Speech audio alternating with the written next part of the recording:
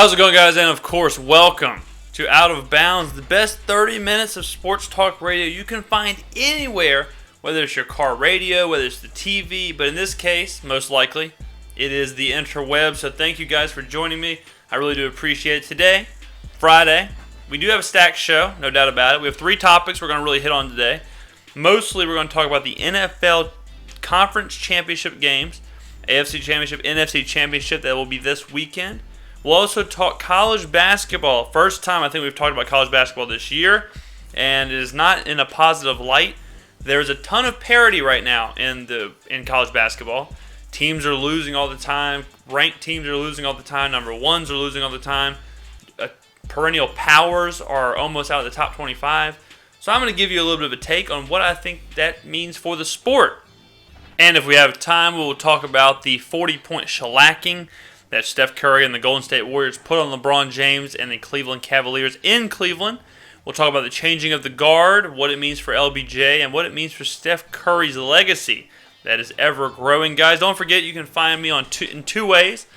Audio-wise, you can find me on audiomac.com, on iTunes, or if you download the Future of Radio, the Stitcher app. It is an app designed strictly for podcasts, and it's designed and implemented to find the best podcast for your podcast enjoyment. I have partnered with Stitcher, and they have accepted us into their ranks, along with Bill Simmons, Nerdist, Mark Maron, Joe Rogan, people like that. We are going up against the big dogs. It was a big step for the program. We've been there for over a month, and our show is growing every single day. So go over there, download the Stitcher app, and rate and review the show per usual.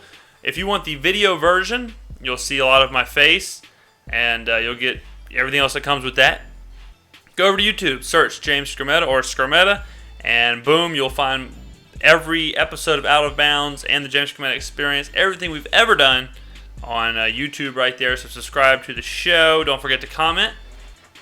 And anything else that I do, you can find over on jamesskrmetta.com. It's mostly the shows, mostly the podcast, but it's also some articles, also some little blurbs of what I think is going on in this crazy world of ours. Now let's go ahead and jump into this thing. Let's get it. I don't want to keep y'all for too long. I know y'all got stuff to do. It is Friday after all. It's time to pregame. It's time to get crazy. All right, let's start.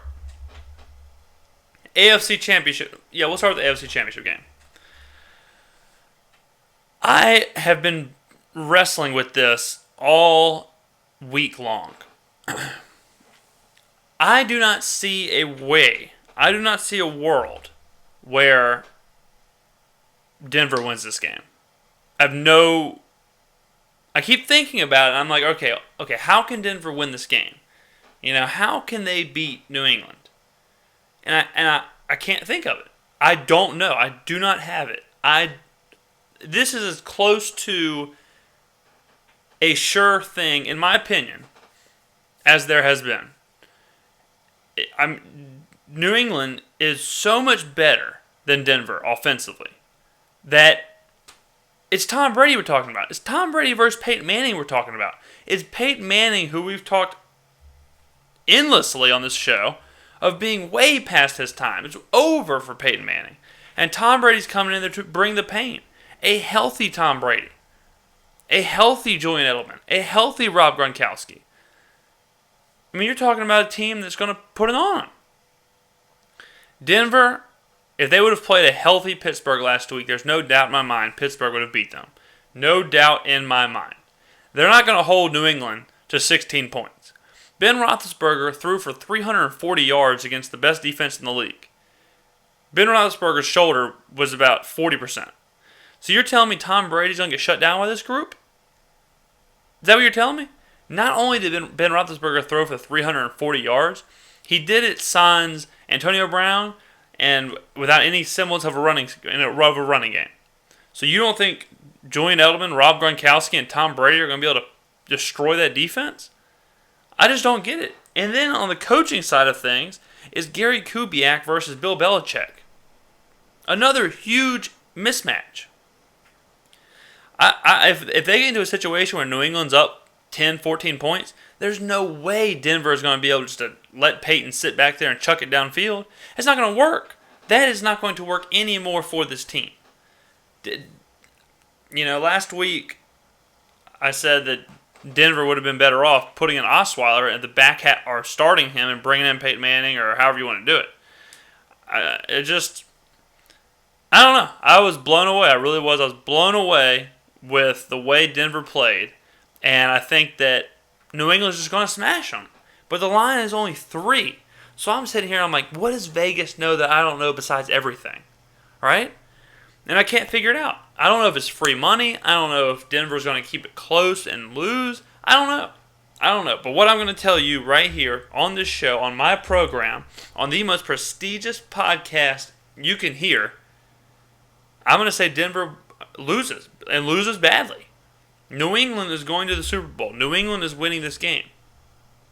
As a Patriot fan, I wish we could take calls, because I would love to take a call from a Patriot fan and a Denver fan. I really want to hear from a Denver fan of how they think they're going to beat New England. That's what I want to know. How they could see their team and see Peyton Manning and see what they're doing and be like, oh yeah, we got this. Don't worry about it. We got this. We good. I don't know. I went to Denver newspaper websites today just to see what their beat writers were saying. Just because I wanted to hear some positivity. I couldn't find any. So I mean, we're not going to, we could crunch numbers, we could do whatever you want to do, but it's just bottom line is it's not Peyton Manning versus Tom Brady. It's Tom Brady versus some shell of a man the artist formerly known as Peyton Manning. It's not Brady versus Manning, Chapter 17. It's a totally different thing. It'd be like if Michael Phelps raced Mark Spitz right now. Yeah, in their prime, Spitz probably could have hung with him, but not now. Peyton Manning is aging 10 years every 30 days, and Tom Brady seemingly has found the fountain of youth. So I would not. There is no way in hell I'm taking Denver or betting on Denver.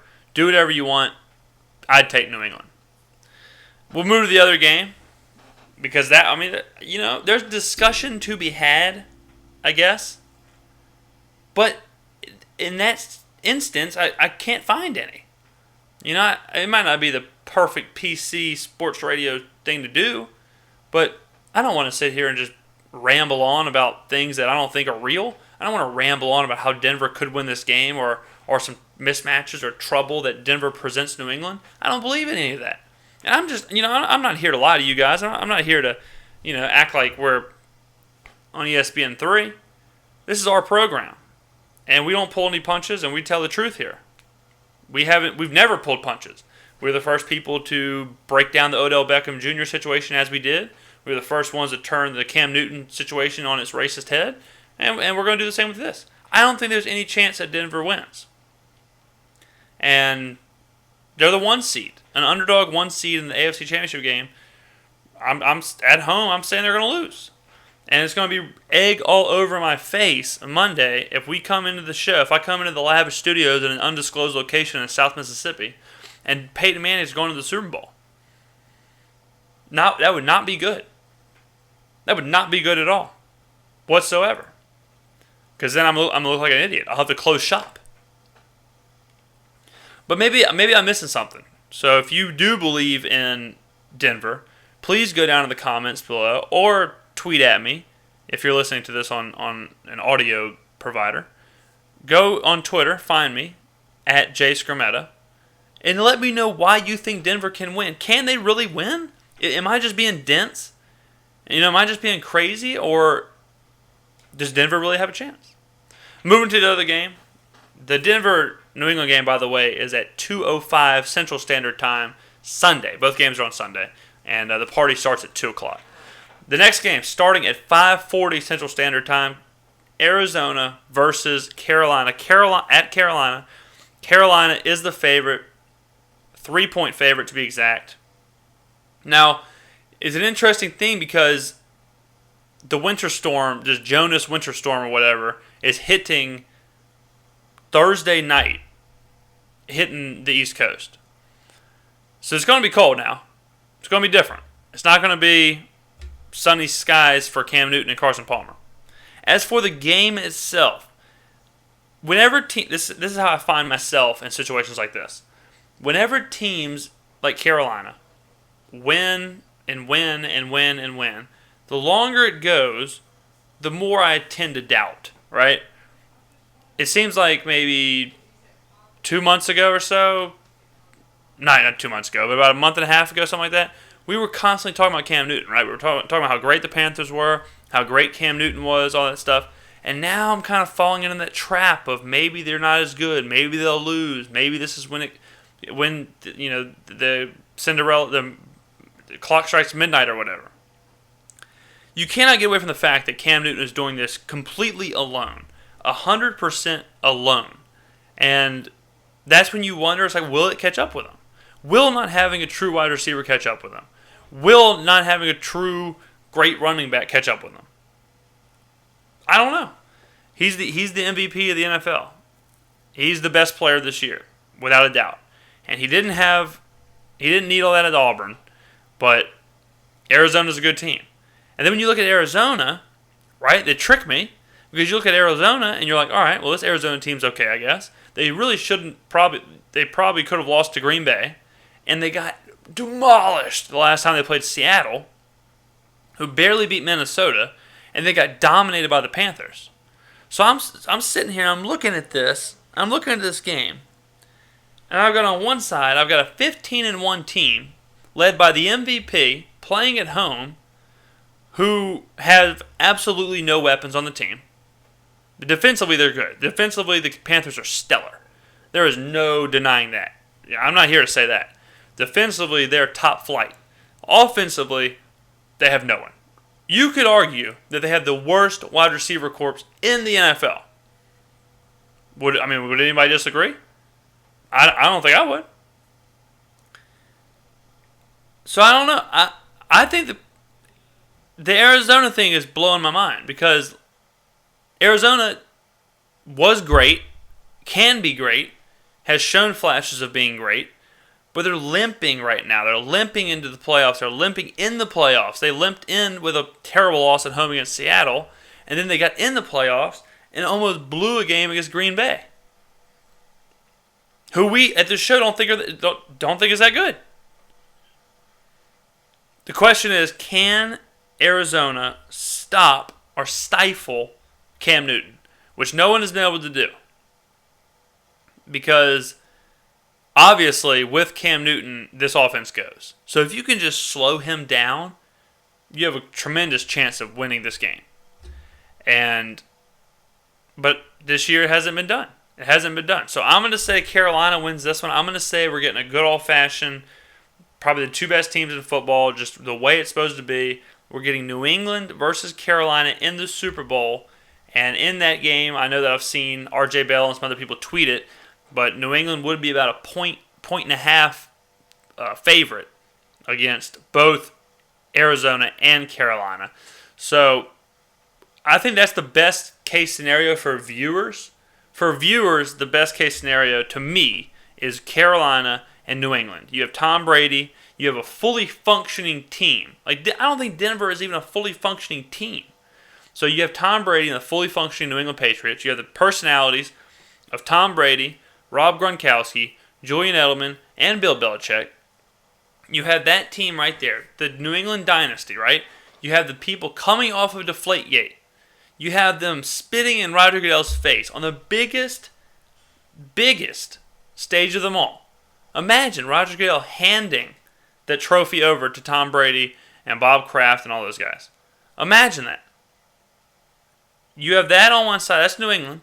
The other side, you have the NFC fifth. At this point, it'd be 16-1 Carolina Panthers, led by the MVP and arguably the biggest personality in the sport right now, Cam Newton, dabbing all over everybody's face, dancing all over the place, signaling first downs like you read about, handing kids footballs all over the shop, a fashion icon. Defensively, you have Luke Kuechly, maybe the best defensive player in the year. Josh Norman, maybe the best cornerback in the NFL, in all of football. It's a great matchup. Fantastic matchup. Coaches are even a fun matchup. You have Riverboat Ron, kind of a kooky, weird guy, doesn't get enough credit. You have Bill Belichick. Everybody knows what he brings to the table. And not to mention, no one's talking about this enough, is that you have the Carolina Panthers, who I, along with everyone else, predicted to be at best, a six-win team. And if they can make it to the Super Bowl with one loss on the shoulders of Cam Newton. So that's the best case scenario. Patriots, Cardinals isn't as exciting. I think the Cardinals just tend to be not as an exciting team because of, Carson Palmer, Larry Fitzgerald are great players, but their personalities, they're PC, they're vanilla, they go out and play the right way, they do things the right way. The most personality-driven player is Bruce Arians, or the person on the Arizona Cardinals is Bruce Arians. And I have no problem with the Cardinals. I like the Cardinals. But I'm rooting for the Patriots and Panthers. We're picking the Patriots and Panthers. And if I had to make bets, but, we don't make bets here. If I had to, I would take New England -3. And I would take Carolina -3. Why not? Let's do it. Let's do it both ways. So that's going to be the conference championship preview. I think it's one great matchup. And hopefully the Broncos don't win, because then they would ruin my Super Bowl, because no one wants to see the Broncos in the Super Bowl. And 2, I would look like an idiot on my own show, and you never want to do that. So we're rooting for New England here, baby. We're rooting for New England. Let's go ahead and shift over for a bit. Shift over to college basketball now. Now, in case you don't know, let me make a confession.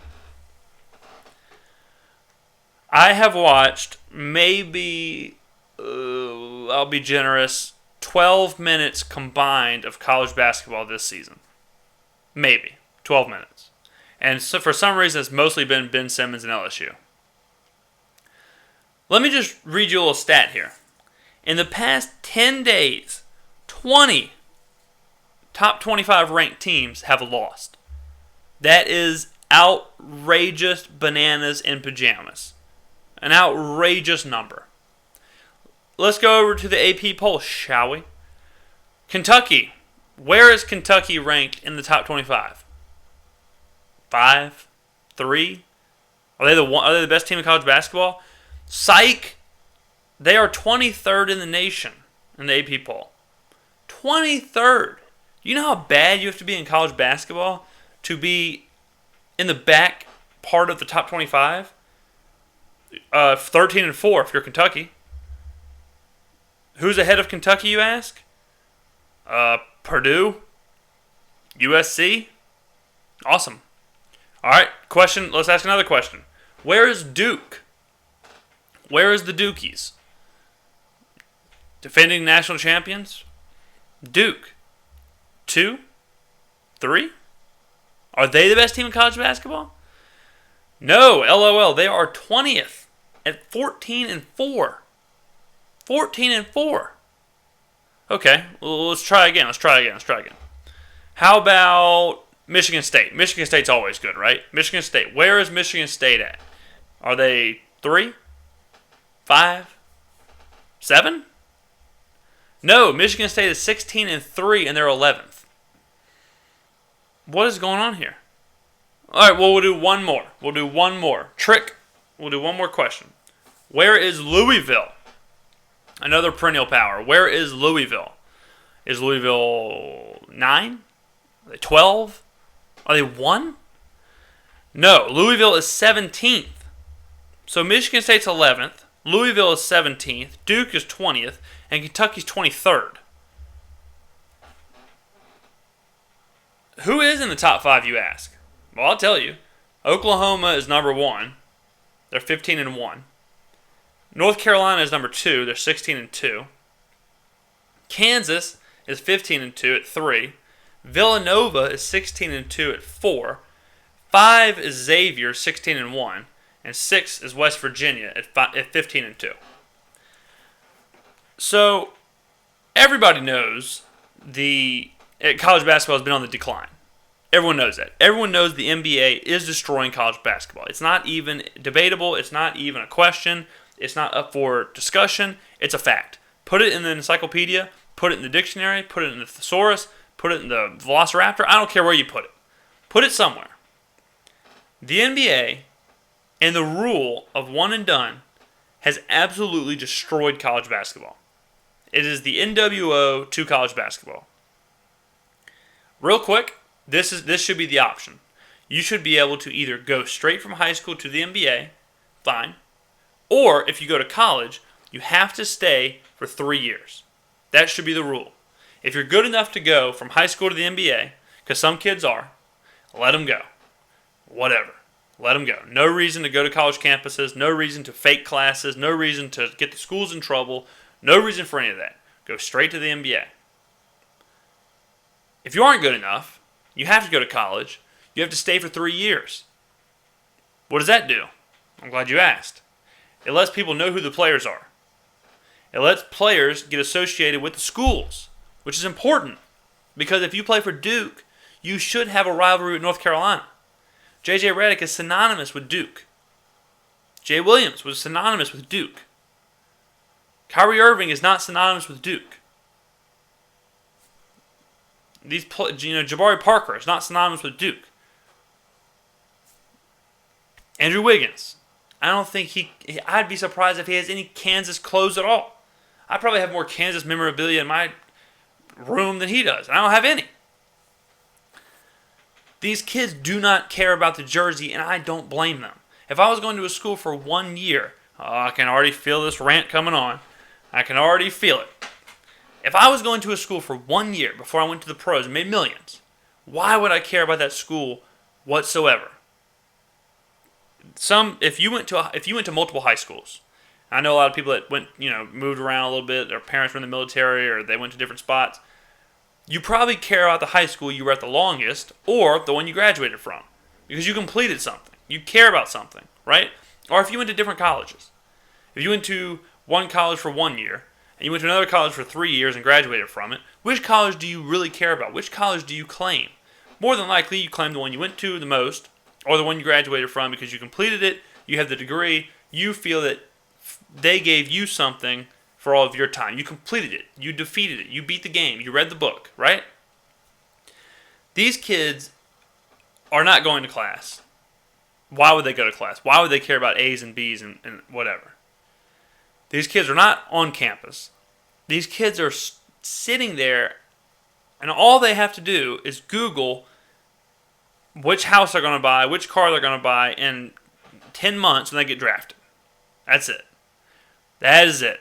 And it ruins the game because the national championship, rivalry games, conference championships, legacy of the program means absolutely nothing. Absolutely nothing. And what it does to the game itself is it forces teams like Kentucky, Duke, to have a bunch of 1 year, one and done players, basically 5 freshmen. Those 5 freshmen have never played with each other ever in almost all circumstances. Sometimes you get 2 players from the same school. But in almost all circumstances, they have never ever seen each other, much less play with each other. So when they get on the floor, instead of it being like a team game, we're playing a team, every game for them is a combine. Every game for them is, I got to do me because I'm leaving this year. I'm getting drafted. So I can't have games where we win, but I go 4 points, no rebounds, and 2 assists. I can't do that. I have to go out. I have to ball out every single game in order to get drafted higher than this cat next to me. Right? That's how it is. That is exactly how it is. You have it's just a bunch of isolation play, and it's just not the same. It is not the same as it used to be. And this parity reflects that 100%. Because teams now, like Kentucky, like Michigan State, like Louisville, like Duke, those teams being in the back of the top 25 is terrible for college basketball. It makes it unwatchable until the tournament. And the only reason the tournament, let's not lie to each other here, okay? The only reason the tournament is so great is because of that little piece of paper with the sticks and the lines that you draw teams on. That's the only reason the tournament is so great is because you have that bracket to follow. It's a rooting interest in every single game to see if you can beat your friends and maybe win a little bit of money. That is the only reason the NCAA tournament is so much fun. Same with football. Mostly, I would say most football fans are really into the games for either betting, for people that bet, or fantasy football. If you take away fantasy football and betting, I guarantee you most people won't watch the games, won't care about what happens with them, or they just won't watch football at all. College basketball is the same way. Once March Madness dies, the whole damn sport dies. And a good way to make sure March Madness dies is to make sure that when people are picking teams, they have absolutely no clue who they're picking. And then after a few years of picking 30%, 20%, because they don't know who the teams are, and people like Iowa and Providence are in the Final Four, then they just quit doing the bracket altogether because they don't want to put $50 up because they don't know who the teams are. That's like me going to play fantasy darts or something. I don't know any dart players. I know right now, if you put a gun to my head, I may be able to get 4 college basketball players. We'll try it right now. Grayson Allen, Ben Simmons, Chris Dunn. I want to get one more. I'm on the spot. I want to get one more. I don't want to have dead air. I got to think of one more. I don't know. I honestly don't know. I can't even think of a fourth. So right now, we have 3 college basketball players I can name. 3! That's outrageous. That's banana land. That's crazy. And it's not good. Because I follow sports a lot. We have a award-winning, heavily listened to, maybe the most listened to sports talk program in a 50-mile radius. And we can only name 3 college basketball players. So this parody is terrible for the sport. You cannot have David without Goliath. Write that down. That can be your quote from the day. You cannot have David without Goliath. In college basketball, it's the same way. You can't have Cinderellas in March Madness. You cannot have upsets. You cannot root for these things if you have no clue who the Goliath is. Okay, Duke as a 9 seed, no fun. That's not cool. Duke, I mean, look at it. They're 20th. They're almost unranked. They're almost not ranked. I would love to see when the last time Duke was unranked. There's a chance that Duke, Kentucky, and Indiana, all 3 could be unranked. Duke's at 20, Kentucky's at 23, Indiana's at 25. And Kentucky's got 5 of the top 20 recruits. These kids have got to start coming back. They have got to start coming back, and it also dilutes the NBA. It really does. That's a rant for a different day. College basketball is on its deathbed. The only way to save it, the only way to stop the bleeding, is to do what I said, change the rule, make it like baseball. It's either straight to the pros, or you can go to college for 3 years. I guarantee you, within one cycle, it'll all be fixed. Because if I'm sitting at home and I see on my screen, in an hour, guess what we got? We got Indiana versus Louisville at Louisville.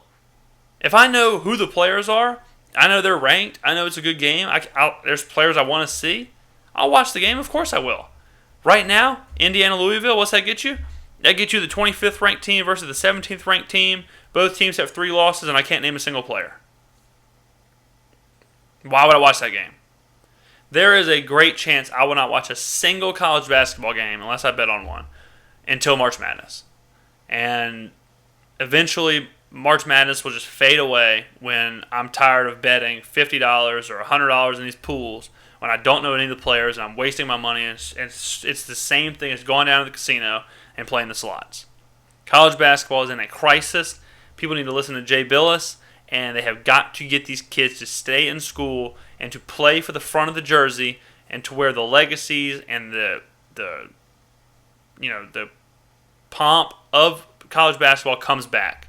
The Cameron Crazies and Duke being what Duke is and Louisville being what they are and Michigan State, they have to mean something. If you don't know who the players are, you damn sure better know who the schools are. And I got news for you. Iowa at 9, SMU at 8, and Baylor at 13 isn't doing anything for anybody that doesn't go to those schools. So that's what we're going to say about that. We're not going to have enough time to get to LeBron James and Steph Curry. That rant lasts a little while. Hate that, but that's how the show is. That's why we need hours and hours of show. That's why we need more show, and the only way to get that is with y'all's support. So make sure to tell your superiors, tell people in your area, hey, enough of the crap y'all put on the sports radio station. Go get this guy and do something, because I can't listen to this hot garbage anymore this guy's got the ticket. So thanks, guys, again for listening. If you made it this far, you are truly a hero. Send me an RSVP to your wedding, and I will go because we're best friends forever if you finish this audio. Thanks, guys, again. I hope you have a fantastic weekend. For those south of the Mason-Dixon, it is only about 2 weeks until Mardi Gras, so get excited, guys. I know I am, and if you're in the South Mississippi area, give me a shout, boys. It has been another episode of Out of Bounds. I am your host, James Skrmetta. Have a safe and wonderful weekend, guys.